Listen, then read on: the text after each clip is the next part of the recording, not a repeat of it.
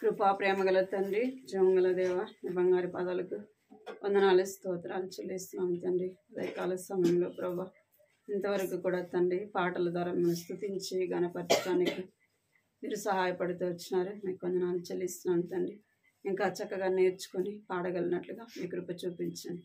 మేము పాడే పాటల ద్వారా ప్రభా మిమ్మల్ని స్తుతించి గణపరచుట ప్రభా నీ నామానికి ప్రభా మహిమకరంగా ఉండినట్లుగా సహాయించండి. పాటల ద్వారా సంతోషించే దేవుడు దావీదు రాజు కూడా ప్రభా నాన్న తండ్రి తన పని చేసుకుంటూ కూడా పాటల ద్వారా మిమ్మల్ని స్తుతించినాడు ప్రభా. నా తండ్రి అటు అనుభవంలో మేము ఉండగలటకు సహాయించండి, జ్ఞాపకం చేసుకోండి. ఇప్పుడు వాక్యం ద్వారా మీరు మాట్లాడండి ప్రభా, కృప చూపించండి. వచ్చిన వారిని బట్టి వందనాలు చెల్లిస్తున్నా, రావాల్సిన వారిని తండ్రి తీసుకురండి ప్రభా, నడిపించండి. చేరి వచ్చిన మాతో మీరు మాట్లాడండి ప్రభా.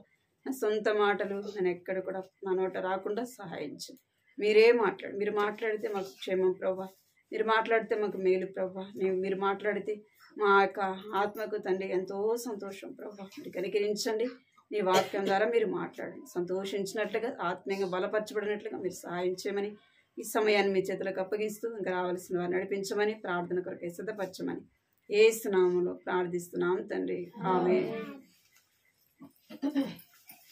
ఆకాష్ నా పిల్ల ఫోన్ పడేస్తుంది. ఆ బ్యాగ్ ఎవరి దాకా అసలుకి జతక మీద బ్యాగ్ది బ్యాగ్ తీసి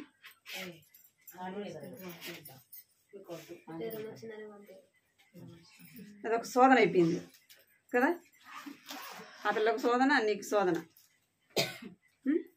సరే, దేవుని వాక్యాన్ని చదువుకుందాం. అటుపోయిన వారం చదివి గుర్తుందా? వాక్యం గుర్తుందా? ఏముంది చెప్పండి. ఏం చెప్పినాం? ఏం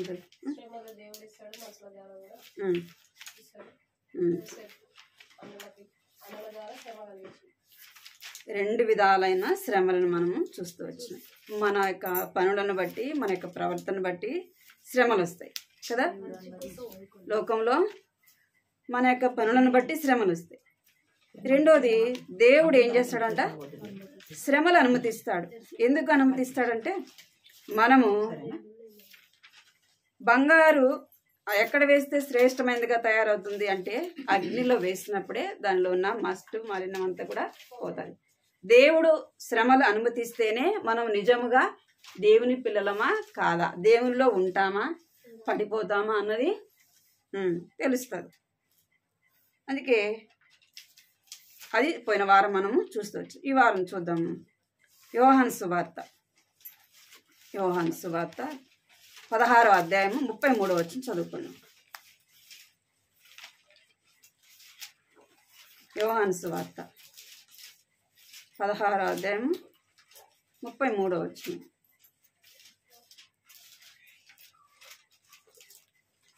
తీసిన వాళ్ళు చదవండి. నాయందు మీకు సమాధానం కలిగినట్లు ఈ మాటలు మీతో చెప్తున్నాను. లోకంలో మీకు శ్రమ కలుగును, అయినను ధైర్యం తెచ్చుకొనుడి, నేను లోకమును జయించి ఉన్నాను అని. ఏమంట? నా యందు మీకు సమాధానము కలిగినట్లు. అందరం కలిసి నా యందు మీకు సమాధానము కలుగునట్లు ఈ మాటలు మీతో చెప్పుచున్నాను. లోకములో మీకు శ్రమ కలుగును, అయినను ధైర్యము తెచ్చుకుని నేను లోకమును జయించున్నాను. ఎవరితో చెప్తున్నారు చెప్పాలి?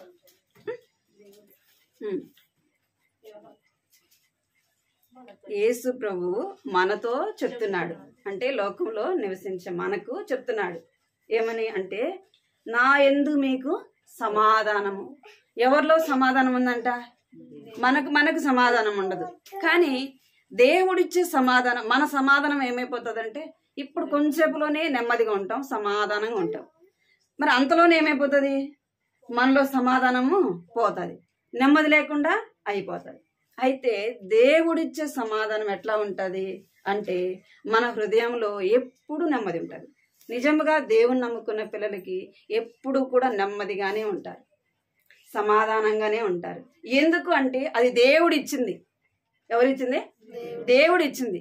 అదే లోకములో సమాధానము కొంచెంసేపే ఉంటుంది, అంతలోనే నెమ్మది లేకుండా అయిపోతుంది. మనం అంటాం నేను అసలు నెమ్మదే లేదు, అసలు సమాధానంగానే లేదు, అంత కలవరంగా ఉందంట. ఎందుకు? దేవుడు లేకపోతే అట్టే ఉంటుంది, దేవుడు లేకపోతే అట్లనే ఉంటుంది. అందుకే దేవుడు చెప్తున్నాడు, నా యందు మీకు సమాధానము కలిగినట్టు ఈ మాటలు మీతో చెప్పుచున్నాను. ఎవరు చెప్తున్నారంటే యేసు ప్రభు చెప్తున్నాడు. యేసు ప్రభు శిష్యులకు కావచ్చు, ఆయనతో పాటు ఉన్నవారితో కావచ్చు, ఇప్పుడు నివసిస్తున్న మనతో కూడా, ఇక్కడ కూర్చున్న మనతో కూడా ఆయన చెప్తున్నాడు. ఏమని చెప్తున్నాడంటే, లోకములో మీకు శ్రమ కలుగును, లోకంలో మీకు శ్రమ కలుగును. లోకంలో ఏం కలుగుతుందంటే మనకి శ్రమ. ఏ విధంగా, ఎందుకు మనకు శ్రమ కలుగుతుంది అంటే, మనం లోకస్తులము కాదు. ఎవరం కాదు మనము? లోకస్తులము కాదు. లోకములో శ్రమ వస్తుంది, లోకములో కూడా మనం దేవుణ్ణి నమ్మకపోయినా శ్రమ వస్తుంది. వస్తుంది రాదా? లోకములో ఉన్నా శ్రమ వస్తుంది, దేవునిలో ఉన్నా కూడా శ్రమ వస్తుంది. లోకములో మనం పడే శ్రమ, కష్టము, బాధ, దుఃఖము, వేదన ఏదైనా కావచ్చు, అది వ్యర్థం. ఏంది? అది వ్యర్థం. లోకంలో మనం పడే ప్రయాస కావచ్చు, కష్టం కావచ్చు, అవన్నీ కూడా వ్యర్థమే. ఎన్నోసార్లు లోకంలో ఏముంటుందంటే నెమ్మదే ఉండదు, ఎంతో దుఃఖము, బాధ. అది ఎందుకు పడుతున్నామో తెలీదు, మనకే తెలీదు. ఎందుకు దుఃఖము, ఎందుకు బాధ, ఎందుకు శ్రమ అంటే దానికి అర్థమే ఉండదు మన దగ్గర. ఎందుకు పడుతున్నామో కూడా తెలియదు మనకి. అదే దేవుణ్ణి నమ్ముకొని మనం శ్రమ పడితే, దేవుణ్ణి నమ్ముకొని అనేకమైన పరిస్థితులు కూడా మనం వెళితే, దేవుడు నిన్ను గూర్చి నన్ను గూర్చి ఎక్కడ చెప్తాడు? పరలోకములో దేవదూతలు ఎదుట చెప్తాడు. నా పిల్లలు వీళ్ళు భూలోకంలో ఎన్నో కష్టాలు, శ్రమలు, బాధలు, ఇరుకులు, ఇబ్బందులు గుండా వెళ్ళినారు అని ఎవరు చెప్తారు? దేవుడు చెప్తాడు. ఎందుకు లోకంలో శ్రమ అంటే, మనం దేవుణ్ణి నమ్ముకున్నాము కాబట్టి శ్రమ. చూడండి యోహాను సువార్త 9వ అధ్యాయంలో, మనం దేవుణ్ణి నమ్ముకున్నాము కాబట్టి లోకం మనల్ని ఏం చేస్తుందంట? వెలివేస్తుంది. చూడండి మొదట 9వ అధ్యాయం 2-3 వచనాలు చదవండి. యోహాను సువార్త. బోధకుడా, వీడు గుడ్డివాడై పుట్టుటకు ఎవడు పాపం చేసెను? వీడు వీని కన్నవారా అని ఆయనను అడగగా, యేసు వీడైనను వీని కనినవారైనను పాపము చెయ్యలేదు గాని దేవుని క్రియలు వీని యందు ప్రత్యక్షపరచబడుటకే వీడి గుడ్డివాడుగా పుట్టెను. ఏమంట? వాళ్ళు అడుగుతున్నారు, వీడు ఏం పాపం చేశాడో, పాపం కదా, పుట్టుకతోనే ఏమై పుట్టినాడు? గుడ్డివాడుగా పుట్టినాడు అని చెప్తే యేసుప్రభు ఏమంటున్నాడు అంటే, ఈడైనను వీడి కన్నవారైనను పాపము చేయలేదు. ఎందుకు అంటే దేవుని యొక్క మహిమ కొరకే దేవుడు ఏం చేస్తూ వచ్చినంటే, వాడి యొక్క కళ్ళు ఏం చేస్తూ వచ్చినాడంట? తెరవబడుతూ వచ్చినాయి. పుట్టుకతోనే గుడ్డివాడైన ఆ యొక్క గుడ్డివాళ్ళు కళ్ళు ఏమైపోయినాయంట? తెరవబడ్డాయి. రోజు కళ్ళు కనపడక ముందు ఏం చేసేవాడంటే అడుక్కుంటూ ఉండేవాడు. యేసుప్రభు తను దర్శించినాడు, చూపునిచ్చినాడు. ఇప్పుడు ఏం చేయట్లా? అడుక్కోట్లా. ఇప్పుడు చూసిన వాళ్ళందరూ ఏమంటారు? మనం రోజు గమనించే వాళ్ళు మన యొక్క స్థితిని బట్టి ఏమంటారు? అరే పలాంచాట మనం చూసాం కదా, పలాంచాట ఉండాము కదా అని మనం కనుక్కుంటారు కదా. అట్లనే ఈ గుడ్డివాడిని కూడా ఏం చేశారంటే వాళ్ళు కనుక్కున్నారు. అరే వీడు గుడ్డివాడు కదా, అసలు కళ్ళు కనపడవు కదా, అడుక్కునేవాడు కదా, ఇప్పుడేంటి ఎంత బాగుండాడు, ఇప్పుడు చూస్తున్నాడు, అన్ని చోట్ల తిరుగుతున్నాడని వాళ్ళు అనుకుని ఉండొచ్చు. అందుకే అంటున్నాడు, పుట్టుకతోనే గుడ్డివాడవు కదా, ఇప్పుడు ఎట్ట చూస్తున్నావు అని అడిగినప్పుడు వాడు అంటున్నాడు. చూడండి ఇక్కడ 9వ అధ్యాయం 3 నుంచి చదవండి. వీడైనను వీని కన్నవారైనను పాపం చేయలేదు కానీ దేవుని క్రియలు వీని యందు ప్రత్యక్షపరచబడటకే వీడు గుడ్డివాడుగా పుట్టాడు. పగలున్నంత వరకు నన్ను పంపిన వాని క్రియలు మనం చేయుచుండవలెను. రాత్రి వచ్చుచున్నది, అప్పుడు ఎవడైనా పని చేయలేదు. నేను ఈ లోకంలో ఉన్నప్పుడు లోకమునకు వెలుగునని చెప్పాను. ఆయన ఇట్లు చెప్పి నేల మీద ఉమ్మి వేసి ఉమ్మితో బురద చేసి వాని కన్నుల మీద ఆ బురద పూసి, నీవు సిలోయము కోనేటికి వెళ్లి అందులో కడుగుకొనుమని చెప్పాను. సిలోయమను మాటకు పంపబడిన వాడని అర్థము. వాడు వెళ్లి కడుగుకొని చూపుగల వాడై వచ్చును. ఇక్కడ 16వ వచనం. కాగా పరిసయ్యులలో కొందరు ఈ మనుషుడు విశ్రాంతి దినము ఆచరించడం లేదు గనుక దేవుని యొద్ద నుండి వచ్చిన వాడు కాడండి. మరి కొందరు పాపి అయిన మనుషుడు ఇలాంటి సూచక క్రియలు ఎలాగ చేయగలడండి. ఇట్లు వాళ్ళలో భేదం పుట్టెను. ఇక్కడ యేసుప్రభు యొక్క పరిసయ్యులు శాస్త్రులు అడుగుతున్నారు. ఏమంటున్నారంటే విశ్రాంతి దినమున ఈయన స్వస్థపరిచినాడు, నీకు ఎలాగ చూపు పొందినావు, నువ్వు ఎట్లా చూడగలుగుతున్నావు అంటే వాళ్ళు మాటి మాటికి అడుగుతున్నారు. అప్పుడు ఆ గుడ్డివాడు అంటాడు, మీరేమైనా యేసుప్రభు శిష్యులు కావాలనుకుంటున్నారా అని చెప్తాడు. ఇక్కడ మనం 22వ వచనంలో మనం చూస్తే వాని తల్లిదండ్రులు యూదులకు భయపడి అలాగ చెప్పిరి.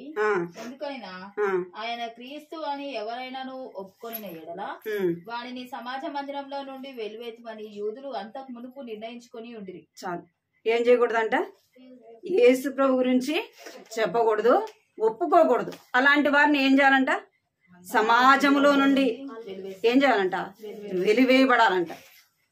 ఏం తప్పు చేసినారు అంటే మనం దేవుని నమ్ముకోవడమే తప్పు కదా. అందుకే లోకం ఏం చేస్తుంది, మనల్ని వెలివేస్తుంది. ఎందుకు అంటే మనం లోకస్తులము కాదు. అందుకే మీకు లోకంలో ఏం కలుగుతుందంట, శ్రమ కలుగుతుంది. అట్లనే ఈ గుడ్డివాడిని ఏం చేస్తారంటే సమాజంలో లేకుండా వెలివేయబడతాడు. చూడండి ఆ మాట లాస్ట్ లో ఉంటది, 41వ వచనం. అందుకు యేసు, మీరు గురుడివారైతే మీకు పాపం లేకపోవును గాని చూచుచున్నారని మీరెప్పుడు చెప్పుకొనుచున్నారు గనుక మీ పాపం నిలిచి ఉన్నదని చెప్పాను. 34వ వచనం. నీవు కేవలము పాపివై పుట్టినవాడవు, నీవు మాకు బోధింపవచ్చితివా అని వానితో చెప్పి వాడిని వెలివేసిరి. ఏం చేసినారంట, వెలివేసినారంట. ఏం చేసినాడు పాపం కదా. యేసు ప్రభు వాడిని స్వస్థపరిచినందుకు కదా, వాడు యేసు ప్రభు గురించి చెప్పినందుకే ఏం చేస్తున్నారంటే వెలివేసినారు. సమాజంలో ఉండకుండా ఏం చేస్తూ వచ్చారంట, వెలివేస్తూ వచ్చారు. మనకు కూడా లోకంలో శ్రమలు ఎందుకు వస్తాయంటే దేవుని నమ్మినందుకు ఏమొస్తాయి, శ్రమలు వస్తాయి. శ్రమలు, ఆ శ్రమలే ఏం చేస్తాయంటే మనలను దేవునికి దగ్గరగా చేస్తాయి. దేవుని నమ్మినందుకు వారు శ్రమలు పొందుతూ వచ్చినారు. ఇక్కడ చూడండి, 1 పేతురు 1వ అధ్యాయం 11వ వచనం. 1 పేతురు 1వ అధ్యాయం 11వ వచనం. పరిశీలించు మీకు కలుగు ఆ కృపను గూర్చి ప్రవచించిన ప్రవక్తలు ఈ రక్షణను గూర్చి పరిశీలించు తమయందున్న క్రీస్తు విషయమైన శ్రవణను గూర్చి వాటి తర్వాత కలగబో మహిమలను గూర్చి ముందుగా సాక్ష్యం ఇచ్చినప్పుడు చాలు ఏమంట, క్రీస్తు విషయమైన శ్రమలను గూర్చి. ఎవరి కొరకంట శ్రమలు, క్రీస్తుని గూర్చి, దేవుని గూర్చి మనకేమొస్తాయంట, శ్రమలు వస్తాయి. అందుకే అన్యులైన వారి కుటుంబాలలో ఒక్కరే రక్షింపబడితే ఎటుంటది, శ్రమలు. అక్క గురించే రాత్రి మాట్లాడుకున్నాం మేము. అంటే కుటుంబంలో మనం ఒక్కరమే దేవుణ్ణి నమ్ముకుంటే ఏమొస్తాయి, శ్రమలు వస్తాయి. భర్త ద్వారా, అత్త ద్వారా, మామ ద్వారా, కుటుంబంలో ఉన్నవారి ద్వారా ఏమొస్తాయంటే శ్రమలు. అదే లోకంలో మీకు శ్రమ కలుగును. అయినా ఏం చేయాలంట, ధైర్యము తెచ్చుకునుడి. ఎందుకంటే యేసు ప్రభు ఆ మార్గం గుండా వెళ్ళినాడు. మరి ఆయన దేవుడు కదా, మరి ఆయనకి ఎందుకు శ్రమ అంటే మన కొరకు ఆయన లోకంలో ఏం చేసినాడు, శ్రమ పొందినాడు. ఎందుకంటే మనకు మాదిరి చూపించినాడు. ఒకరు శ్రమల గుండా, కష్టాల గుండా వారు వెళ్ళారనుకోండి, మనం వాళ్ళని చూస్తున్నాం. మన కష్టము శ్రమ వచ్చినప్పుడు ఏమొస్తుంది, వారిని చూసి ధైర్యం వస్తుంది. మరి వాళ్ళు ఎన్నో కష్టాల గుండా వెళ్ళారు, బాధల గుండా వెళ్ళారు, శ్రమల గుండా వెళ్ళారు.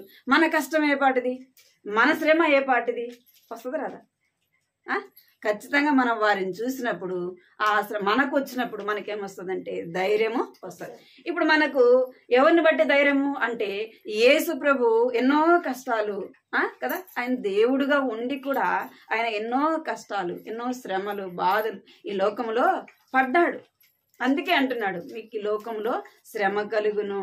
అయినా ఏం చేయాలంట, ధైర్యం అనే తర్వాత మొదట మనకేమొస్తాయంటే శ్రమలు వస్తాయి. శ్రమలు వచ్చినప్పుడు మనం ఏం చేయాలంటే దేవుని బిడలముగా, మనం ఏమో చేసినామని శ్రమలు కాదు, మనం ఏదో తప్పు చేసినామని కాదు, మనం దేవుణ్ణి నమ్మినాము కంటే ఏమొస్తుంది? శ్రమ అనేది వస్తుంది. అందుకే అపోస్తుడైన పౌలును మనం చూస్తే కూడా పౌలు దేవుని నమ్మకమునుపు ఏం చేస్తూ వచ్చినాడంటే ఎన్నో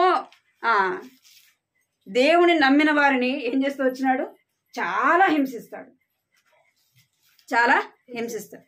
చూడండి, అపోస్తుల కార్యము 4వ అధ్యాయంలో చూడండి. అపోస్తుల కార్యము 4వ అధ్యాయం. అపోస్తుల కార్యము 4వ అధ్యాయం చదవ 1 నుంచి చదవండి. వారు ప్రజలతో మాట్లాడుచుండగా యాజకులను దేవాలయపు అధిపతియు సద్దుకాయులను వారు ప్రజలకు బోధించుటయు యేసును బట్టి మృతుల నుండి పునరుద్ధానం కలుగునని ప్రకటించుటయు చూచి కలవరపడి వారి మీదికి వచ్చి 5 నుంచి చదవండి. మర్నాడు వారి అధికారులను పెద్దలను శాస్త్రులను యెరూషలేములో కూడుకొండి. ప్రధాన యాజకుడైన అన్నయు కయపయు యోహానును అలెగ్జాండ్రును ప్రధాన యాజకుని బంధువులందరూ వారితో కూడా ఉండిరి. వారు పేతురును యోహానును మధ్యను నిలవబెట్టి మీరు ఏ బలం చేత ఏ నామమును బట్టి దీన్ని చేస్తారని అడగగా పేతురు పరిశుద్ధాత్మతో నిండిన వాడై ఇట్లనెను, ప్రజల అధికారులారా పెద్దలారా, ఆ 11 వచ్చిన ఇల్లు కట్టువారైన మీరు తృణీకరించిన రాయి అయితే ఆయనే, ఆ రాయి మూలకు తలరాయి ఆయను. చాలు. ఇక్కడ ఏం చేస్తారంట? యేసు ప్రభు యొక్క నామమును వారు ప్రకటించినందుకు వారిని ఏం చేస్తూ వచ్చారంట? శ్రమల పాలు చేస్తూ వచ్చినారు. ఇంకా మనం అపోస్తుల కార్యం 5వ అధ్యాయంలో కూడా మనం చూస్తే, అపోస్తుల కార్యం 5వ అధ్యాయము 40 వచనము 41. మాటకు సమ్మతించి అపోస్తులను పిలిపించి కొట్టించి యేసు నామమును బట్టి బోధింపకూడదని ఆజ్ఞాపించి వారిని విడుదల చేసిరి. ఆ నామం కొరకు అవమానం పొందుటకు పాత్రులను ఎంచబడినందున వారు సంతోషించుచు మహాసభ ఎదుట నుండి వెళ్లిపోయి ప్రతి దినము దేవాలయంలోను ఇంటింటను మానక బోధించుచు యేసే క్రీస్తుని ప్రకటించుచుండిరి. ఏం రాయబడింది? యేసు నామము కొరకు అవమానము పొందుటకు పాత్రులమని. మనం దేనికి పాత్రులమంట? యేసు ప్రభువు నామమును మనం ప్రకటించినప్పుడు దేనికి పాత్రులం అంటే అవమానానికి పాత్రులం. ఆ అవమానమే ఈ లోకంలో మన యొక్క అవమానము దేవుని దగ్గర దేనిగా మారుతుందంట? ఘనతగా మారుతుంది. ఆ యొక్క శ్రమే మనకు ఏం మారుతుందంటే బహుమానముగా మారుతుంది. ఇక్కడ వాళ్ళు ఏం చేస్తూ వచ్చారంటే యేసు ప్రభు నామమును వారు ప్రకటించినందుకు వారు ఏం చేస్తున్నారంట? వారిని బాధించిన వారుగా, బంధించిన వారిగా, వారిని చెరసాల్లో వేసిన వారుగా ఉన్నారు. ఇప్పుడు ఎవరు దీనికంటే పౌలు ముందు పేరేం పేరంటే సౌలుగా తను ఉన్నప్పుడు ఏం చేస్తూ వచ్చినంటే ఎవరైతే దేవుణ్ణి నమ్మినారో వారిని ఏం చేస్తూ వచ్చినారంట? స్త్రీలను కావచ్చు, పురుషులను కావచ్చు, అందరిని కూడా ఏం చేస్తూ వచ్చినాడే? చాలా హింసించినాడు. చాలా వారిని ఎన్నో ఇబ్బందులు పెడుతూ వచ్చినాడు. 7వ అధ్యాయం మనం చివరి వచనంలో చూస్తే స్తెఫను ఎవరంటే దేవుణ్ణి నమ్మినవాడు. ఆ స్తెఫను ఏం చేస్తూ వచ్చినాడంటే రాళ్ళ చేత కొట్టి చంపించినాడు. అప్పుడు సౌలు ఏం చేస్తున్నాడంటే ఆ యొక్క స్తెఫను సావుకు సమ్మతించిన వాడుగా చూస్తున్నాడు. ఏం చేసినారు వాళ్ళంటే వారు ఏం చేస్తున్నారనేది కాదు, కానీ దేవుని నామాన్ని ప్రకటించినందుకు. నీకు నాకు శ్రమ ఎందుకు వస్తుందంటే దేవుని నమ్మినందుకు. దేవుణ్ణి నమ్మినందుకే. మనం ఏమో చేసామని కాదు, దేవుణ్ణి మన హృదయంలో చేర్చుకున్నందుకు మనకేమొస్తుందంటే శ్రమ అనేది వస్తుంది. మరి నువ్వు శ్రమ కావాలని కోరుకుంటావా, లేదా ఈ లోకంలో సంతోషం కావాలని కోరుకుంటావా? అది ఎవరి నిర్ణయం? మనదే. ఎవరిది? మనదే. ఈ లోకంలో మనం బ్రతికేది మనం ఎన్ని రోజులు ఉంటామో తెలియదు, ఎన్ని గంటలు ఉంటామో తెలియదు, ఎన్ని క్షణాలు ఉంటామో కూడా తెలియదు. మన మరణం మనకి ఎప్పుడు వస్తుందో తెలియదు. అలాంటప్పుడు దేవుని కొరకు దేని ఇష్టపడాలి మనము? దేవుని కొరకు శ్రమ పడేదానికి ఇష్టపడాలి. దేనికి ఇష్టపడాలా? శ్రమ పడేదానికి ఇష్టపడాలి. దేవుని నామం నిమిత్తమై అవమానపరచబడేదానికి ఇష్టపడాలి. దేవుని కొరకై ఏం చేయాలంటే మనం తగ్గించుకున్నప్పుడే, మనం విధేయులుగా తగ్గించుకున్నప్పుడు ఎన్నో కష్టాలు వస్తాయి, ఎన్నో శ్రమలు వస్తాయి, ఎన్నో అవమానాలు వస్తాయి. వాటన్నిటిని కూడా ఏం చేయాలంట? దేవుని కొరకు మనం ఏం చేయాలా? భరించాలి. ఇదే సౌలు పౌలుగా మార్చబడినప్పుడు ఏం చేస్తూ వచ్చినాడు? ఎన్నో శ్రమలు పొందుతాడు. అపోస్తుల కార్యం 16వ అధ్యాయం చూడండి. 16వ అధ్యాయం అపోస్తుల కార్యం 16వ అధ్యాయం 33 నుంచి చదవండి. 23 నుంచి. అపోస్తుల కార్యము చాలా దెబ్బలు కొట్టి వారిని చెరసాలలో వేసి భద్రంగా కనిపెట్టవాలని చెరసాల నాయకుని ఆజ్ఞాపించింది. అతడు అట్టి ఆజ్ఞను పొంది వారిని లోపలి చెరసాలలోనికి త్రోసి వారి కాళ్లకు బొండ వేసి బిగించెను. అయితే మధ్యరాత్రి వేళ పౌలును శీలయు దేవునికి ప్రార్థించుచు కీర్తనలు పాడుచుండిరి, ఖైదీలు వినిచుండిరి. ఏం చేసినారంట? పౌలును శీలను. ఇప్పుడు సౌలుగా ఉన్న వ్యక్తి ఏమైపోయినాడు? అపోస్తుడైన పౌలుగా మార్చబడి 9వ అధ్యాయంలో దేవుడు దర్శిస్తాడు, దేవుడు దర్శనమిస్తాడు, దేవుని యందు విశ్వాసము ఉంచుతాడు. ఉంచిన తర్వాత తను లోకంలో ఉన్నప్పుడు శ్రమపడలే, అనేకులు శ్రమ పెట్టినాడు. ఇప్పుడు దేవుణ్ణి నమ్మినాక ఏం చేస్తున్నాడంటే దేవుని కొరకు ఏం చేస్తున్నాడంట? శ్రమలు పడుతున్నాడు. ఏం చేస్తున్నాడు? దేవుని నమ్మకమునిపేమో దేవుని నమ్మిలో నివసించినాడు. దేవుణ్ణి నమ్మని వాళ్ళని శ్రమ పెడుతూ వచ్చినాడు. వారిని చంపడానికి, వారిని చెరసాల వేయడానికి ఎంతగానో వారిని బాధిస్తూ వచ్చినాడు. అలాంటి వాడు ఇప్పుడు ఏ స్థితిలోకి వచ్చినాడు? దేవుని నామాన్ని ప్రకటిస్తున్నాడు. దేవుని నామాన్ని ప్రకటిస్తూ ఉంటే ఏం చేశారంట? పౌలును శీలను ఏం చేస్తూ వచ్చినారు? బాగా కొట్టినారు. కొట్టి విడిచిపెట్టలే. ఏం చేసినారంట? చెరసాల్లో వేసినారు. చెరసాల్లో ఊరికే ఫ్రీగా వదిలేసినారా? జైల్లో ఏదైనా తప్పు చేసినానికి వాళ్ళని ఎక్కువగా క్రిమినల్ వాళ్ళని ఏం చేస్తారంటే ఏం చేస్తారు? బాగా కొడతారు. వారు ఇంకా వారు అదుపులోకి రాలేకపోతే చేతులు కాళ్ళు కట్టేస్తారు కదా. అప్పట్లో చేసేవాడు, ఇప్పుడు చేయట్లేదేమో. కానీ ఇక్కడ అపోస్తుడైన పౌలుని శీలను ఏం చేస్తారంటే చేతులకు ఏం వేశారంట? సంఖ్యలు వేసినారు. కాళ్ళకి ఏం చేశారంట? బండలేసి బిగించినారంట. మరి అలాంటి శ్రమలో ప్రార్థన వస్తుందా? పాట వస్తుందా? ఏదైనా కొంచెం మరి ఏదైనా బాధ కలిగితే నోట్లో నుంచి ఏమి రాదు. ఏమొస్తుంది? దుఃఖము, బాధ. మన బాధ చెప్పడానికి తరంగా అది పాట వస్తుందా? బాధలో ఉన్నప్పుడు ఎవరైనా మనం బాధలో ఉన్నప్పుడు ఎవరన్నా పాట పాడుతున్నారంటే ఏమంటారు? సంతోషిస్తాం కదా. వాళ్ళు ఎందుకు పాడతారో కానీ మనకు మాత్రమే ఎగతాళి చేస్తున్నారు. నేను ఇన్ని బాధలో ఉంటే వాళ్ళకి పాట వస్తుందా? నన్ను చూసే పాడినారంట అంటాం కదా. కానీ శ్రమలో ఇక్కడ పౌలు శీలయు ఏం చేస్తారంట? కీర్తనలు పాడుతున్నారంట. ఇంకేం చేస్తున్నారు? ప్రార్థన చేస్తున్నారు. అంటే మనకొచ్చిన ఇక్కడ అపోస్తుడైన పౌలు శీలయు ఏం చేస్తున్నారంటే వాళ్ళకు కలిగిన శ్రమలో ఏం చేస్తున్నారంట? ఇంకా దేవుని స్తుతిస్తున్నారు. వారికి కలిగిన బాధలో వారి స్తుతించి దేవునికి ప్రార్థన చేయడం ద్వారా ఏమైపోయింది? చెరసాలు పునాదులు కదులుతూ వచ్చినాయి. భూకంపం వచ్చిందంట. చూడండి. మరి అదే శ్రమలో వారు దుఃఖంలో, బాధలో, వేదనలో ఉంటే దేవుడు చేసిన గొప్ప కార్యం వాళ్ళు చూసేవాళ్ళ అంటే కాదు. వారు కలిగిన శ్రమలోనే వారు ఏం చేస్తూ వచ్చినారంటే దేవుని స్తుతించిన వారుగా మనము చూస్తాం. మనకు కలిగిన శ్రమను బట్టి మనం ఏం కాకూడదు? కృంగిపోకూడదు. మన శ్రమను బట్టి దాన్ని తలపోసుకుంటూ ఉండకూడదు. ఆ శ్రమను బట్టి మనం ఏం చేయాలా? దేవుణ్ణి స్తుతించాలి. ఆ శ్రమను బట్టి మనం ధైర్యం తెచ్చుకోవాలా? ప్రభా, ఈ శ్రమ అనుమతించినందుకు నేను నిన్ను స్తుతిస్తున్నాను ప్రభా. ఈ శ్రమ నా మేలు కోసమే చేసిన, ఈ కష్టం నా మేలు కొరకే చేసిన. నేను నీకు దూరం అయిపోతున్నానని నువ్వు నన్ను శ్రమల ద్వారా నడిపిస్తున్నావు. శ్రమ రాగానే మనం ఎక్కడికి వస్తామంటే దేవుని దగ్గరకు వస్తాం. అన్నీ బాగుంటే ఏదో నామకార్థమైన జీవితాన్ని జీవిస్తాం. అర్థమైందా? అది మనము ఏం చేయాలంటే దేవుని కొరకు శ్రమ పడేది ఇష్టపడాలి. ఎందుకు అంటే దేవుని నమ్మిన వారికే శ్రమలు వస్తాయి. ఎందుకు? మనం లోకంలో ఉన్నాం కాబట్టి, లోకంలో నుంచి మనము ప్రత్యేకింపబడిన వారము కాబట్టి లోకం మనల్ని ఏం చేస్తుంది? ప్రేమించదు. లోకం మనల్ని ఏం చేయదు? ప్రేమిస్తుందా? ప్రేమించదు. మన కుటుంబంలో వాళ్ళే ప్రేమించరు. దేవుని నమ్ముకుంటే ప్రేమిస్తారా? ప్రేమించరు. మన కుటుంబంలో వాళ్ళే ప్రేమించరు. అప్పుడు దాకా ప్రేమించిన వారు ఎప్పుడైతే మనం దేవుణ్ణి నమ్ముకున్నామని చెప్తామో అప్పటి నుంచే వాళ్ళకి ఏమొస్తుంది?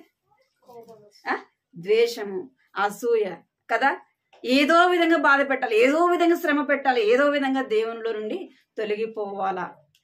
ఇది ఎవరు పెట్టేదంటే సాతాను వారి ద్వారా మనల్ని ఏం చేస్తుందంట శ్రమలను తీసుకుని వస్తుంది. దేవుడు చూస్తూ ఉంటాడు, నా కొరకు నిలబడదా, నా కొరకు నిలిచి ఉంటుందా ఉండదా అని దేవుడు ఏం చేస్తుంటాడు, చూస్తూ ఉంటాడు కదా. పిల్లలు మనం ఒక్కోసారి ఆడుకుంటుంటే సరే పడిని లేని అని ఒక్కోసారి ఏం చేస్తాం, వదిలిపెడతాం. ఎందుకు అంటే ఆ పరిస్థితులు కూడా పడాల, వాళ్ళు కష్టపడేది నేర్చుకోవాలా అని ఏం చేస్తాం, మనం చూస్తూ ఉంటాం. దేవుడు కూడా మన కష్టాలు గుండా వెళ్ళేది, మన కష్టాల్లో ఉన్నప్పుడు ఆయనని ఎంతగా ప్రేమిస్తామో, ఆయన ఎంతగా హత్తుకుంటామో అని దేవుడు మనల్ని ఏం చేస్తుంటాడు, చూస్తూ ఉంటాడు.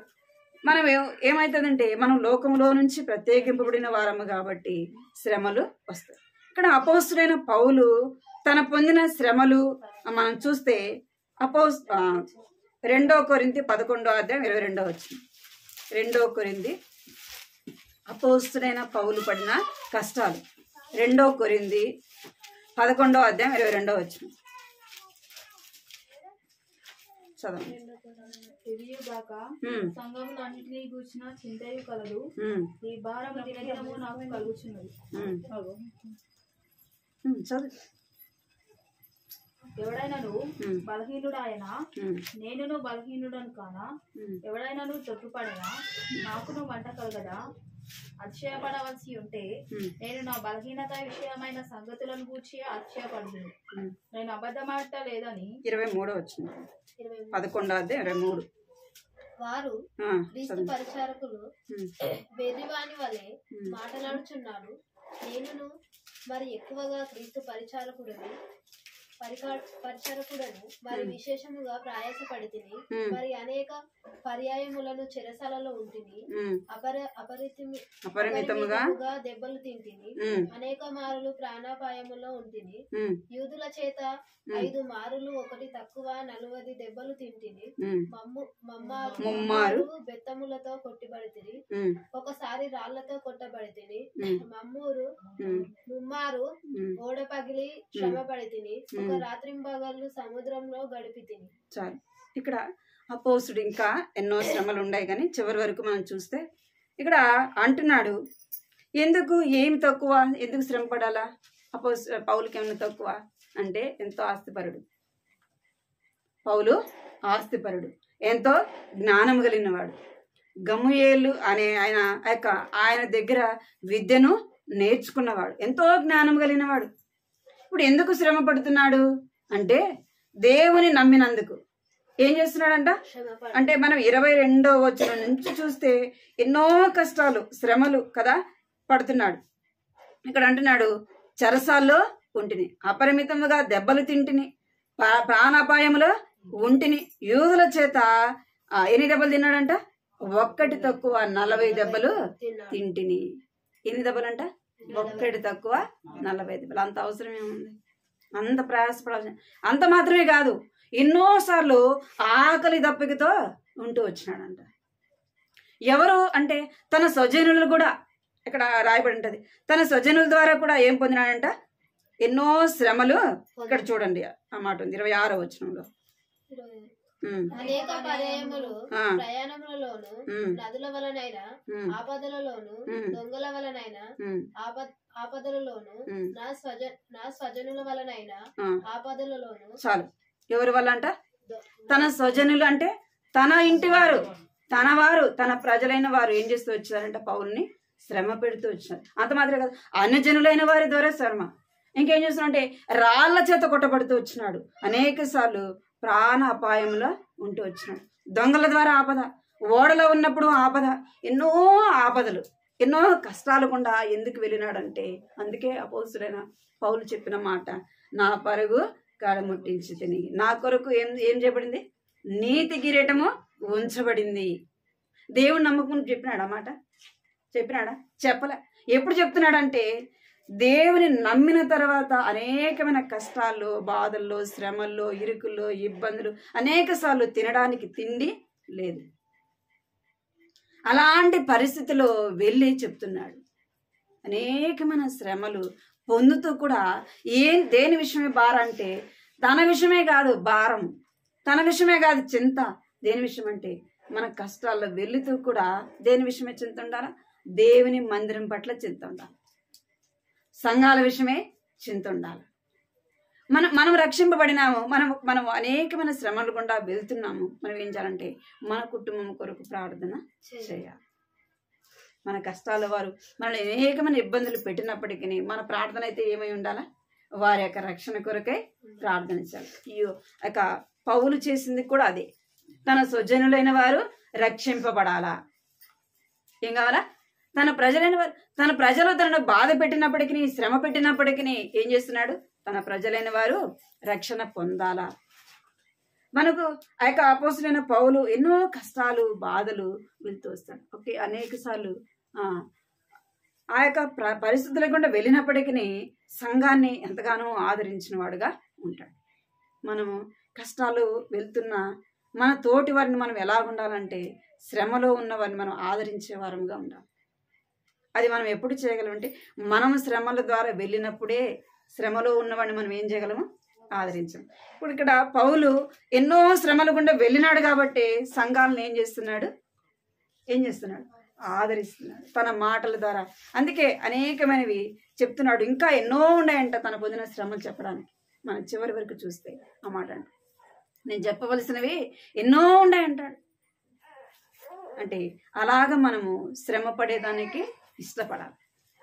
ఎవరు? మనము లోకంలో నుండి ప్రత్యేకింపబడిన వారం కాబట్టి లోకము నిన్ను నన్ను ప్రేమించదు, లోకము నిన్ను నన్ను దగ్గరికి తీసుకోదు, లోకము నిన్ను నన్ను దగ్గరికి తీయదు, నిన్ను నన్ను ప్రేమించదు. లోకము ఎందుకు అంటే మన లోకంలో నుండి ప్రత్యేకింపబడిన వారం కాబట్టి శ్రమను అందుకే మనం దేవుని నమ్మిన వాళ్ళు సాక్ష్యం చెప్పినప్పుడు ఏం చెప్తారు? నేను దేవుని నమ్మినాక ఈ కష్టాల గుండా వచ్చిన, ఈ శ్రమల గుండా వచ్చిన, తల్లిదండ్రులు నన్ను బాధ పెట్టారు, నా భర్త నన్ను బాధ పెట్టినాడు, నా బిడ్డలు నన్ను బాధ పెట్టినారు అని ఎన్నో సాక్ష్యాలు మనం వింటానే ఉంటాం.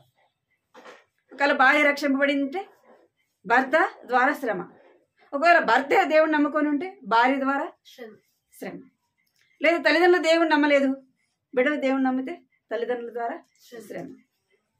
అలాంటి వారు అనేకమైన శ్రమలు గుండా, కుటుంబాల్లో ఇరుకులు, ఇబ్బందులు గుండా వెళ్ళిన వారు సేవకులుగా కూడా ఉండాలి. నేను రేణిగుంటలో సేవ తర్పిదిలో ఉన్నప్పుడు రెడ్డిస్ దేవుని మందిరానికి వచ్చేవాళ్ళు. వాళ్ళు పక్కన విలేజ్ నుంచి వచ్చేవాళ్ళు. వాళ్ళు రావడానికి కూడా ఆటోలు సమయానికి ఉండవు. వాళ్ళ ఇద్దరు అమ్మ కూతురు ఇద్దరు వస్తారు మందిరానికి.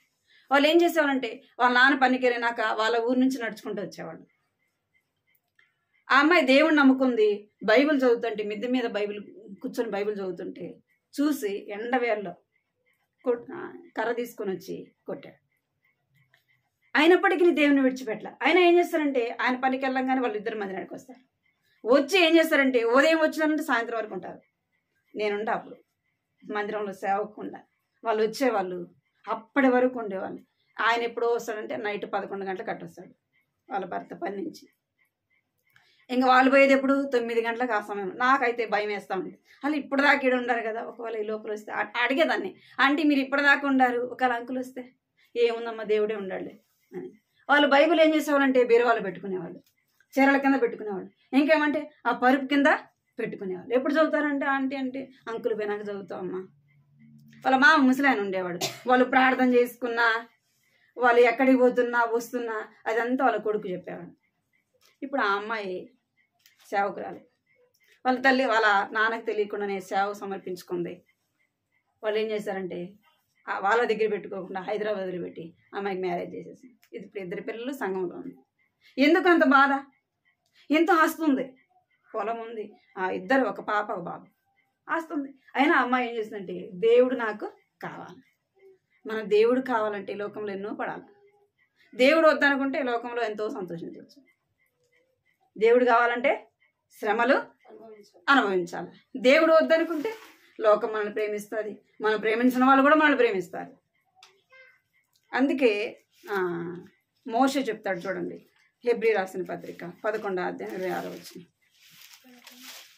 హెబ్రీ రాసిన పత్రిక 11వ అధ్యాయం 26వ వచనం. విశ్వాసమును బట్టి ఐగుప్తు ధనము కంటే క్రీస్తు విషయమైన నింద గొప్ప భాగ్యమని ఎంచుకొని అల్పకాలము పాపభోగము అనుభవించుట కంటే దేవుని ప్రజలతో శ్రమ అనుభవించుట మేలని యోచించి ఫరో కుమార్తె యొక్క కుమారుడని అనిపించుకొనుటకు ఒప్పుకొనలేదు. ఎలా అనగా అతడు ప్రతిఫలముగా కలుగబో బహుమానమందు దృష్టి ఉంచెను. విశ్వాసమును బట్టి చాలు చాలు చాలు. ఇక్కడ 23 నుంచి మనం చూస్తే మోషేని గురించి మనకు బాగా తెలుసు. నిర్గమాకాండంలో మోషే గురించి చెప్పబడి, మోషే హెబ్రీయుడు అయినా తల్లి ఏం చేస్తూ వచ్చింది, అప్పుడున్న పరిస్థితులను బట్టి నీళ్ళల్లో వదిలిపెట్టింది, దేవుని మీద భారం వేసింది, వదిలిపెట్టి. ఈ మోషే ఎక్కడ పెరుగుతూ వచ్చినాడు అంటే ఐగుప్తులో రాజు యొక్క కుమారుడుగా పెరుగుతూ వచ్చినాడు. సకల విద్య నేర్చుకున్నాడు. అంటే కష్టము తెలియకుండా పెరిగినాడు. ఎవరు? మోషే. కష్టము ఎరగకుండా తెలియకుండా పెరుగుతూ వచ్చినాడు. అయితే వయసు వచ్చింది, తనెవరో తనకి తెలుసు. నేను ఐగుప్తీయుడునా లేదా హెబ్రీయుడునా అని ఎవరికి తెలుసు? మోషేకి తెలుసు. మోషేకి తెలుసు. తను చూస్తున్నాడు, తన ఇశ్రాయేలు ప్రజలు, ఆ యొక్క ఐగుప్తు రాజు వారిని ఎంత శ్రమ పెడుతున్నాడో తెలుసు. వాళ్ళని ఎంతో కష్టపెడతాడు, ఎంతో బాధ పెడతాడు. వాళ్ళు ఏం చేయాలంటే రోజుకు ఇన్ని ఇటుకలు వాళ్ళు చెయ్యాలి. ఆ సాయంత్రానికి ఎన్నైతే చెప్పినాడో ఆ లెక్క వాళ్ళు ఏం చేయాలి? అప్పచెప్పాలి. మట్టి వాళ్ళే తెచ్చుకోవాలి, గడ్డి వాళ్ళే తెచ్చుకోవాలి, ఇటుకలు వాళ్ళే చేయాలి, అన్ని వాళ్ళే చేసి రోజుకిన్నని చెప్పాలి. అదంతా ఎవరు చూస్తున్నారు? మోషే చూస్తున్నారు. చూడరా, ఇప్పుడు మనం చేసే పనులు మన పిల్లలు చూస్తారా? చూడరా, మనం పడే కష్టం మన పిల్లలు చూస్తారు. చూసినప్పుడు ఏమనిపిస్తుంది? అరే, నేను బాగా చదువుకోకపోతే ఏమైతే నేను మా అమ్మలాగా లేదా మా నాన్నలాగా కష్టపడాల్సి వస్తుంది. నేను బాగా చదువుకుంటే నేను ఒక మంచి స్థానంలో ఉంటే ఈ కష్టం నాకు ఈ కష్టము రాదు అని కొంతమంది జ్ఞానంగా ఉండే పిల్లలు ఏం చేస్తారంటే చదువుకుంటారు. ఎందుకు? తల్లిదండ్రులు పడే కష్టాన్ని. ఇప్పుడు మోషే చూస్తున్నాడు వాళ్ళు పడే బాధ, కష్టము, వారిని కొరడాలతో కొట్టడం, పని చేయకపోతే వారికి రెస్ట్ లేకుండా చేయడం, ఇదంతా చూసినప్పటికీ మోషే అలా చూడండి కొద్దిగా. మోషే ఏం చేస్తున్నాడు? నేను ఐగుప్తు యొక్క రాణి కుమారుడునని ఈ అంతఃపురంలో పెరుగుట కంటే ఎక్కడికి వెళ్ళాలా? దేవుని ప్రజలతో కూడా శ్రమ అనుభవించుట మేలు. ఎక్కడంట? దేవుని ప్రజలతో కూడా శ్రమ అనుభవించుట మేలు. ఎందుకు దేవుని ప్రజలతో శ్రమ అనుభవించాలంటే ఈ భోగం అంతా కూడా నేను రాణి కుమారుడిగా నేను ఎన్ని సంవత్సరాలు బతికినా ఉన్నా ఎంత సుఖాన్ని అనుభవించినా ఇది ఏది? పాప భోగము. ఎందుకంటే లోకము పాపము కదా, లోకంలో ఏముంది? పాపము, బలత్కారం కదా. ఈ భోగం అంతా కూడా ఏం చేయాలి? నేను ఒకరోజు విడిచిపెట్టి పోవాలి. అందుకే అంటున్నాడు, ఈ భోగం నాకెందుకు? దేవుని ప్రజలతో శ్రమ అనుభవిస్తే ఏమొస్తుంది? ఒక దినాన అక్కడ చూడండి 26 నుంచి చూడండి. విశ్వాసమును బట్టి ఐగుప్తు ధనం కంటే క్రీస్తు విషయమైన నింద గొప్ప భాగ్యమని ఏమంచుకున్నాడంట? గొప్ప భాగ్యం. నింద ఎలాంటిదంట? గొప్ప భాగ్యమా? మనల్ని ఎవరైనా అన్నమాట అంటే ఏమంటాం? అది గొప్ప భాగ్యం అని ఎంచుకుంటామా? మన దానికి వాదిస్తాం. పేపర్లు తీయండి మీరు. ఏమంట? నింద గొప్ప భాగ్యముగా ఎంచుకున్నాడు. ఎవరు? మోషే. నింద గొప్ప భాగ్యము. ఎందుకు అంటే దేవుని ప్రజలతో మనము సంఘంలో శ్రమలు వస్తాయి, కుటుంబాల్లో శ్రమలు వస్తాయి, వ్యక్తిగతంగా శ్రమలు వస్తాయి, కుటుంబంలో నిందలు వస్తాయి రావా? సమాజంలో వస్తాయి, సంఘంలో కూడా వస్తాయి. గుర్తుపెట్టుకోండి. ఎక్కడ? మందిరం కదా. మరి మందిరంలో ఎందుకు వస్తాయి అంటే వస్తాయి, మందిరంలో కూడా వస్తాయి. ఒక మాట అంటే ఏం చేస్తాం? సునీతక్క మన ఏమైంది? ఒక మాట అనగానే ఎందుకు చెప్తున్నారంటే మీరు చెప్తున్నామని బాధపడద్దు. అది దేవుని మందిరంలో నిన్ను ఒక గద్దించిన ఒక మాట, నిన్ను డైరెక్ట్గా అంతమంది ముందు నీకే చెప్పినా కూడా నువ్వేం చేయకూడదు. ఏం చేయకూడదు. నిన్ను నిలవబెట్టి నీకు చెప్పినా కూడా ఏం చేయకూడదు. నా మంచి కోసమే అన్న చెప్పినాడు, అక్క చెప్పింది, దేవుని బిడ్డలైన వారు చెప్పినారు. అరే నన్ను అంటారా ఇంతమంది ముందులో? మరి నువ్వు నిన్నంటే ఏమవుతుంది? మమ్మల్ని అన్నారు కూడా. దేవుని మందిరంలో సేవకున్నప్పుడు ఎన్నో అనేవాళ్ళు, ఎందుకు అంటే మనము విధేయత నేర్చుకోవడం. ఆ పరిస్థితులు గుండా మనం వెళ్ళినప్పుడు ఏం చేస్తాం? అరే దేవుని బిడ్డలు నా కోసమే అన్నారు, నా మంచి కోసమే చెప్పినారు. ఇప్పుడు మేము సంఘాల్లో ఉండం, ఎంతోమంది ఎన్నో విధాలుగా అంటారు. ఒకరు అందరం 10 మంది ఉంటే 10 మందికి ఒక మనసు ఉంటుందా? ఉండదు. ఒక్కొక్కరి మనసు ఒకలాగా ఉంటుంది. మేము ఎందుకు అనము? మీరు అన్నప్పుడు ఆ పరిస్థితులు కూడా దేవుడు తీసుకొచ్చినాడు కాబట్టి అనం. ఎందుకంటే దేవుడు మనం చేసిన తప్పు మనం తెలిసి చేస్తామో తెలియక చేస్తామో, ఆ తప్పు చేసినప్పుడు ఏం చేస్తాడంటే దేవుని బిడ్డల ద్వారా మాట్లాడతాడు, దేవుని వాక్యం ద్వారా మాట్లాడతాడు. మనం అలాగే ఉండటం ఎవరికి ఇష్టం కాదు? దేవునికి ఇష్టం అలా. మనం అవిధేయులుగా ఉండటం దేవునికి ఇష్టం కాదు కనుకనే వాక్యం ద్వారా హెచ్చరిస్తాడు. మనం తప్పు చేసినప్పుడు ఇది తప్పు, ఇది ఇంకొకసారి చెయ్యొద్దు అని దేవుడు ఏం చేస్తాడు? దేవుని బిడ్డల ద్వారా హెచ్చరిస్తాడు. అది శ్రమే. దాన్ని మనం ఏం చేయాలంటే నన్ను అన్నాడా, నన్ను అంటాడా అని మనం వచ్చుడు ద్వారా మనకే నష్టం. ఏమన్నంట పౌలు ఇక్కడ మోషే అంటే నింద గొప్ప భాగ్యం అని ఎంచుకున్నాడు. ఒకవేళ నిన్ను ఎవరైనా నువ్వేమి చేయకపోయినా నీ మీద ఏదైనా నింద వేస్తే ఆ నిందను బట్టి సంతోషించు. మత్తయి సువార్త 5వ అధ్యాయం 12వ వచనం ఉంటుంది చూడండి. మత్తయి సువార్త 5వ అధ్యాయం 12వ వచనం. సంతోషించి ఆనందించుడి, పరలోకమందు మీ ఫలం అధికమగును. ఈలాగున వారు మీకు 11వ వచనం నా నిమిత్తము జనులు మిమ్మును నిందించి హింసించి మీ మీద అబద్ధముగా చెడ్డ మాటలల్లా పలుకున్నప్పుడు మీరు ధన్యులు. ఏమనుంది? ధన్యులు. అక్కడ ఏమనుంది? 11వ వచనం.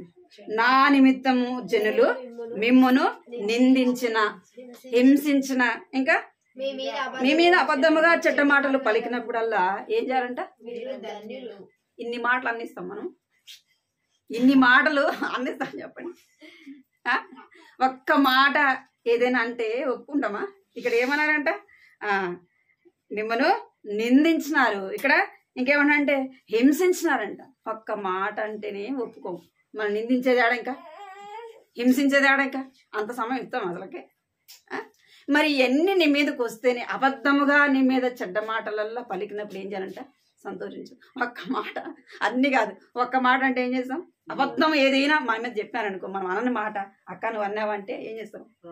అమ్మ ఇన్ని అబద్ధాల నా మీద చెప్పేది, ఇన్ని అబద్ధాల నా మీద చెప్పేది, నేను అన్నాను అసలుకి ఇన్ని అబద్ధాలు అక్క చెప్పేది అంట. ఏమంట? అబద్ధాలు నీ మీద చెప్పినప్పటికీ ఏం చేయాలంట?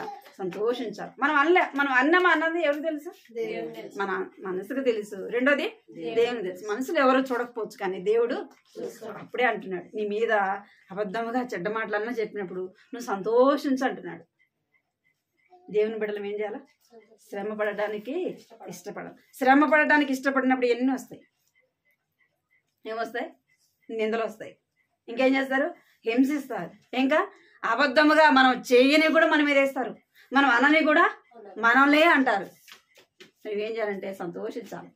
కొంతమంది ఎన్ని అన్నా కూడా అస్సలు పట్టించుకోరు. ఏం చేస్తారంటే సంతోషిస్తా ఉంటారు. వాడిని బట్టి మనకే వస్తుంటుంది కోపం, మనకే వస్తుంటుంది. అరే అన్ని అంటుంటే నువ్వు గమ్ముకుంటావా? మరి ఒక మాట అనవా అంటాం. వాక్యం ఏం చెప్తుంది? వారే ధన్యులు అని చెప్తుంది. మనకంత సహనం ఉండదు. కానీ దేవుని బిడ్డలుగా ఏం చేయాలి? ఒకసారిగా రాదు. యేసు ప్రభు అదే పొందినాడు. ఏం పొందినాడు? ఆయన నిందలు పొందినాడు. ఆయన ఏమన్నారు? దయాలు పట్టినవాడు అన్నారు. ఇంకా ఎన్నో విధాలుగా యేసు ప్రభుని అన్నారు. భూమి మీద ఆయన నివసించినప్పుడు ఆయన ఏం చేసినాడు? ఏమైనా అన్నాడా? అనలే కదా. ఆయన ఏం చేసినాడంటే సంతోషంగా ఆ శ్రమలన్నీ కూడా భరించినాడు. ఎందుకు భరించినాడంటే మనకు మాదిరి చూపించినాడు. అపోస్తుడైన పౌలు కూడా ఎన్నో శ్రమలు వెళ్తూ వచ్చినాడు. అదే శ్రమలు గుండా మోషే కూడా ఏమంటున్నాడంటే దేవుని ప్రజలతో కూడా శ్రమ అనుభవించుట మేలు. దేవుని ప్రజలతో కూడా తిన్నా తినకపోయినా, బట్టలున్నా లేకపోయినా, ఉండటానికి ఇల్లున్నా లేకపోయినా ఏం చేయాలా? అది ఏ బాధైనా కావచ్చు, నేను దేవుని ప్రజలతో కూడా ఉంటా అన్నాడు. ఏమైపోయినాడు? ఐగుప్తు దేశంలో నుండి వచ్చేసినాడు. ఏం చేసినాడు? ఐగుప్తు దేశంలో నుండి వచ్చినాడు. ఎన్ని సంవత్సరాలు శ్రమ పడినాడు మోషే? ఎన్ని సంవత్సరాలు అంటే 40 సంవత్సరాలు. ఎప్పుడైతే ఐగుప్తును వదులుకున్నాడో ఎన్ని పన్నాడు? రోజు గొర్రెలు మేపే పని. ఎన్ని సంవత్సరాలు? 40 సంవత్సరాలు. గొర్రెలు మేపడం ఈజీనా? ఏమన్నా చదువురానోడా, జ్ఞానం లేనోడా, ఏమి తెలియనోడా అంటే సకల విద్య నేర్చుకున్నవాడు. అన్నీ తెలుసు, యుద్ధం చేయడం వచ్చు, మాట్లాడడం తెలుసు, అన్నీ నేర్పరితనము అన్నీ నేర్చుకున్నప్పటికీ ఎందుకు ఆ శ్రమలు పడ్డాడంటే దేవుని కొరకు పడ్డాడు. ఎవరి కొరకు?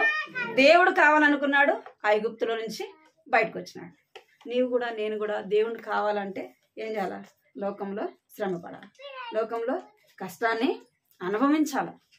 అప్పుడే ఆ కష్టము, ఆ శ్రమ, ఆ బాధ మనకేమవుతుందంట? బహుమానంగా మారుతుంది. మన పాట కూడా పాడే ఏమంట? ప్రభు సేవలోనే అనేకమైన కష్టాలు, దుఃఖము, బాధ, వేదన అన్నీ వస్తాయి. అవన్నీ కూడా మనం ఏం చేయాలంట? దేవుని కొరకు భరించాలి. అందుకే చెప్తున్నాడు. ఏమన్నాడు? యోహాను సువార్తలో 16:33 16:33 నా యందు మీకు సమాధానం కలుగునట్లు ఈ మాటలు మీతో చెప్తున్నాను. లోకంలో మీకు శ్రమ కలుగును, అయినను ధైర్యం తెచ్చుకొనుడి, నేను లోకంను జయించి ఉన్నానెను. ఏమంట? లోకంలో మీకు శ్రమ కలుగును, అయినను ధైర్యము తెచ్చుకొనుడి. దేవుడు ఏం చేస్తున్నాడంట? లోకాన్ని జయించినాడు. మనకు కూడా ఏం చేస్తాడు అంటే మనం వెళ్ళే కష్టాల్లో, బాధల్లో, శ్రమల్లో, నిందల్లో, అవమానాల్లో అన్నిట్లో కూడా ఆయన ఏం చేస్తాడంట? విజయము ఇస్తాడు. వాటిలో ఏం చేస్తాడంట? విజయాన్ని ఇస్తాడు. ఆ కష్టాలే, ఆ శ్రమలే, ఆ నిందలే నీకేమవుతాయంట? బహుమానముగా మారుతాయి. అవి ఏం చేస్తాయంటే కాంతి కిరీటముగా మారుతాయి. బంగారు ఎప్పుడు అగ్నిలో వేయబడుతుంది. అగ్నిలో వేయడం ఈజీనా? ఒక్క మాట చదువుకొని 1 పేతురు 1:7 మాట చదువు. 1 పేతురు. నశించిపోవు సువర్ణము అగ్ని పరీక్ష వలన శుద్ధపరచబడుచున్నది కదా, దానికంటే అమూల్యమైన మీ విశ్వాసము ఈ శోధన చేత పరీక్షలకు నిలిచినదై యేసుక్రీస్తు ప్రత్యక్షమైనప్పుడు మీకు మెప్పును, మహిమయు, ఘనతయు కలుగుటకు కారణమన్నది. ఏం చేయాలంట? బంగారం ఎక్కడ వేయబడాలా? అది మంచిగా హారం కావాలన్నా, ఉంగరం కావాలన్నా కదా, మంచి డిజైన్ గా అది చేయబడాలి అంటే బంగారం ఏం చేయాలంట? అగ్నిలో వేయాలి. అది ఎలాగంటే అది బాగా మండుతున్న అగ్నిలో, నిప్పులో అది ఏమేమి వేయాలా? వేయబడాలి. అప్పుడే అది ఏమైపోతుంది అంటే ఎంతో కాంతిగా మారుతుంది.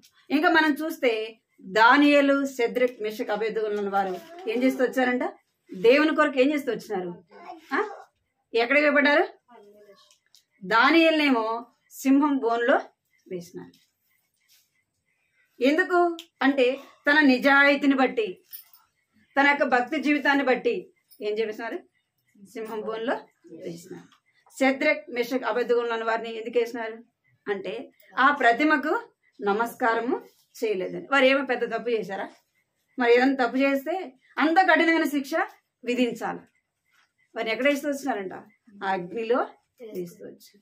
వారు మొక్కలేదని వారు రాజుకు చెప్పిన సమాధానాన్ని బట్టి ఇంకా ఉన్నదానికంటే 7 అంతలు ఎక్కువగా ఆ యొక్క అగ్నిగుండాన్ని చేస్తూ వచ్చారు. ఏమైపోయింది?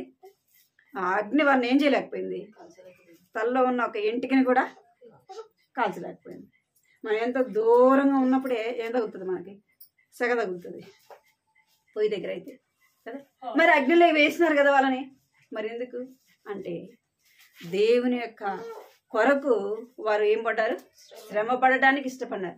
రాజా, దేవుడు మమ్మల్ని రక్షించకపోయినా పర్వాలా, మేమైతే ఏం చేయము?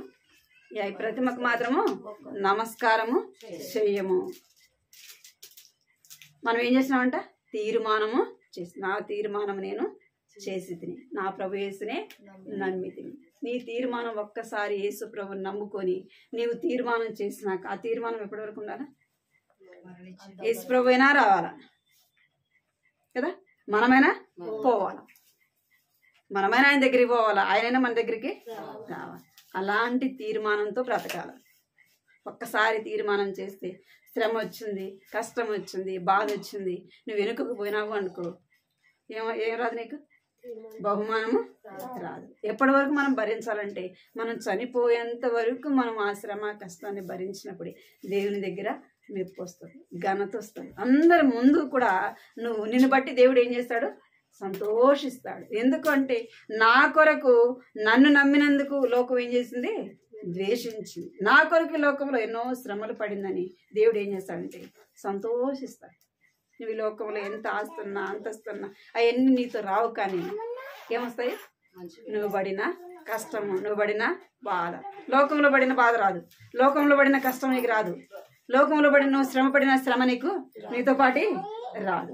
ఏది వస్తుందంటే దేవుని నమ్మిన తర్వాత నువ్వు దేవుని కొరకు పడే కష్టమే, ఆ బాధే, ఆ శ్రమే, ఆ నిందే, ఆ అవమానమే నీకేమొస్తుంది? కాంతి కిరీటముగా దేవుడు నీ తల మీద అందరూ ఎదుటి ఏం చేస్తాడు?